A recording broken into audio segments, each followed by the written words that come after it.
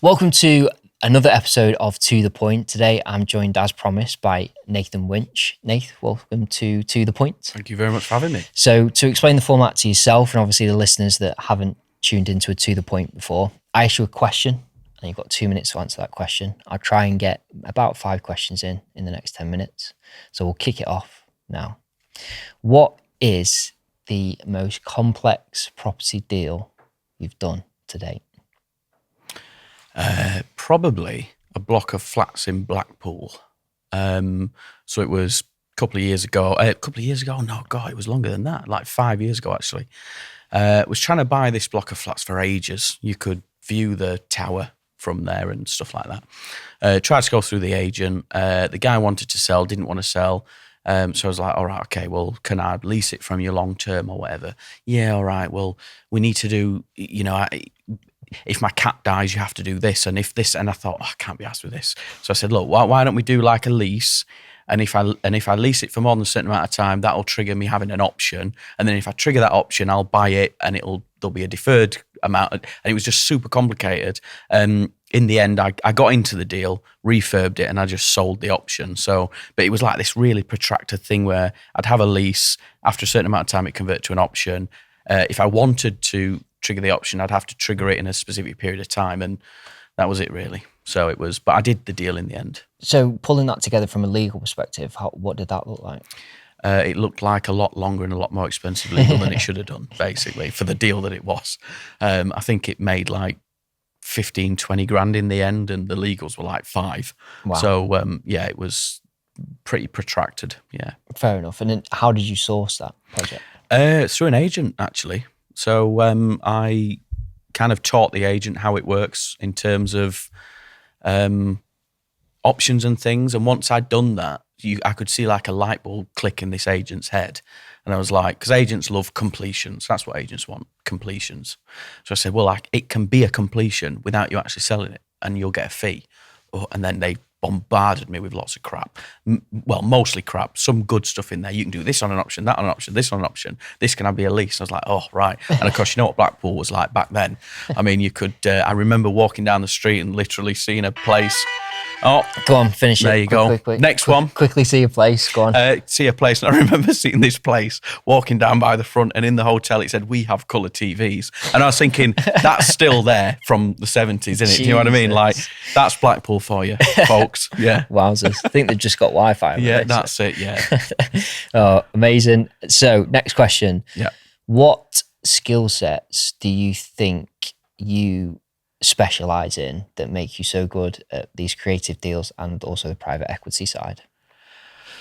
I think track record so far. I mean, that's helped obviously, but at the start, I guess it was just being logical, building rapport. I know everyone says that, but like I like to get to know people, and I like to see how they tick, what motivates them, what drives them, and trying to kind of intersect that with what I want to do as well. So if you can kind of meet their goals by meeting your own goals, then boom, you've got it. So I think I'm told the likability factor, but I obviously can't say that myself because that's far too arsey to say. But I think around people, really, getting to know people, getting on with people. I can get on with almost anyone, and getting to know them and finding out what makes them tick, really, because you're kind of more always focused on your own goals. You need to focus on the goals of the people you're doing deals with, because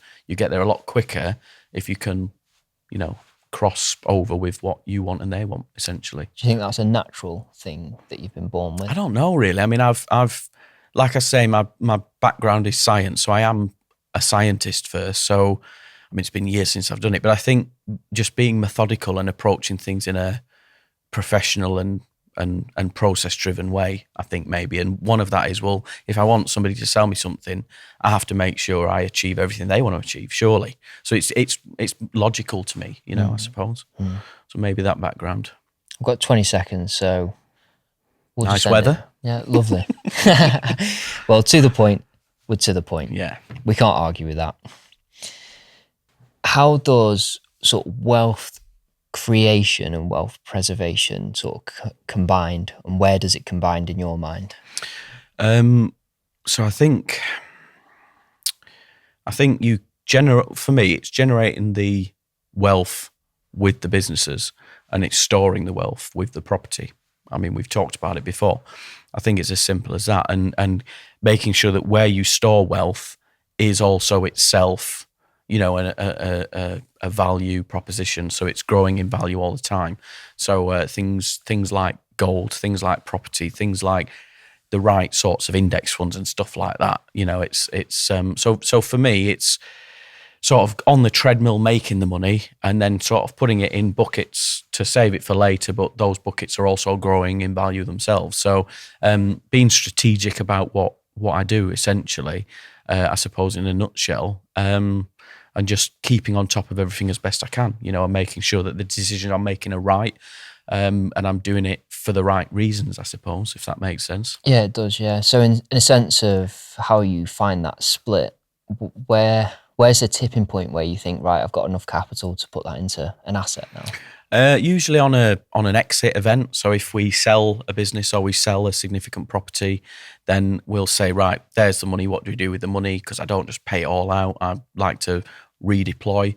So it'll probably be on some significant liquidity event, we call it, where we'll release capital from something we've probably been working on for 2 or 3 years, and then say, well, how do we get that back into the system, because it's not making any money sat there as like dry powder. So, and more often than not, there'll always be a property element and another more going concern element. Cool. 5 seconds, perfect. We'll save the alarm for people. This might be their wake-up call in the morning. So, in terms of how you spin all the plates that you're spinning, what do you have in place that makes that so successful? So I've got a little room where I sit down, turn the light off, and I'm rocking. So no, we got a good management team. It's taken me years. I've never quite clicked with having the right team, like core team. I'm not talking like the people we employ in the business. I'm talking about the people that work with me directly. So I feel like I'm only just getting there with that, like literally in the last 12 months. So that's a huge support network. Like when you think about what goes into this, like it's all right me just doing a post on social media, oh, we've bought this thing. But like there's so many different people involved and so many hours and days and weeks of time, my time, their time, different stakeholders like solicitors, lenders, like there's so much that goes into it. So it's that support network really that you've got to build yourself from the start. And you just kind of accumulate over time and you find out the bits that don't work, the bits that do work, how can you improve? And I mean, it's all people, right? You know what I mean? So the management team is what that's who I am, basically. My success is them working hard, essentially. How do you sort of manage that in terms of expectations for the team? Well, again, like the previous one, it's finding out what makes them tick. Like we'll have objectives where I'll sit down and say, we need to make X amount of EBIT this year on this business. What goals do you have? Oh, well, I want to pay my mortgage off in the next 12 months. All right, we can probably cross something there and make that work. So if you achieve this X, Y, and Z, that allows me to give you these 2-3 bonuses and then your mortgage is paid off. That's literally like, to me, that just makes all the sense. Like why, and that's huge for them. It's huge for me because we'll then be able to sell this business for a higher multiple and they get their mortgage paid off. So it just makes sense, So there's little different foibles like that really that I work in. Absolutely. Sounds great. 5 seconds again. Perfect timing. Bosh. Not your first rodeo. We're on to a winner. So for the final question, what bit of advice would you give to Nath just starting out? So obviously I use yourself in this term. Some people say, well, I wouldn't give myself any advice. I've done really great. I would. But excellent. Let's delve into that. I think focus on the numbers. I think drop any ego and don't jump into bed with every opportunity that looks like it makes sense. So by that, I mean, you might have investors willing to give you money. Doesn't mean that's the right fit. You might have a deal that's trying to force itself over the line, looks great on paper, doesn't necessarily mean that it does. So I think those are the 3 things for me, to the younger me. is to really get a bit more, I guess, methodical. So, focus on the numbers themselves. As I say, drop the ego. And by that, I mean, it's not that I necessarily had loads of ego. I mean, everyone has ego when they're younger. But like, try and do it for the right reasons, not for just for it to look good or to, for the titles and stuff like that. So, and then the third one sort of being, don't go with every opportunity that looks like an opportunity, because, I've been stung many, many times, essentially. What, in terms of the ego piece then, what was the kind of process for you? I guess just like doing it just as like not for the money really, doing it for more as like it's a scoreboard and I've got to do this and I've got to achieve this. And like, because I was being younger, you don't really have much of a stake in society yet. So you're out partying, you're doing this, it's all sex, drugs and rock and roll. So you've not really got a stake in society. But I think, so I was just kind of doing it for the thrill of doing it and for the, like a giant scoreboard in the sky and stuff like that, when really you should have a purpose for doing it. For me, it's easy now, having a family, that's always the purpose, obviously. But essentially just kind of doing it for the right reasons, which is probably the better analogy, really. Absolutely, makes sense. 2, 1. There you go. And probably need to pick a better tune. Really, it's rubbish, and it's like some sort of news bulletin, that. Yeah, it is, yeah. It goes through me every time. Amazing. Well, thank you very much for coming on to the problem. Hopefully people have got some insights to those questions, and we'll see you again. Thank you very much. Thanks for listening. We'll see you again. Mark your calendars. The 2025 Property Developer Show is coming to 5 major cities across the UK, bringing the best service providers and developers together under one roof. On the 5th of March, we kick off in the first show at Milton Keynes, followed by Bristol on the 30th of April, Birmingham on the 16th of July, and then we're heading north to Manchester on the 10th of September, followed by our final stop in Newcastle upon Tyne on the 15th of October.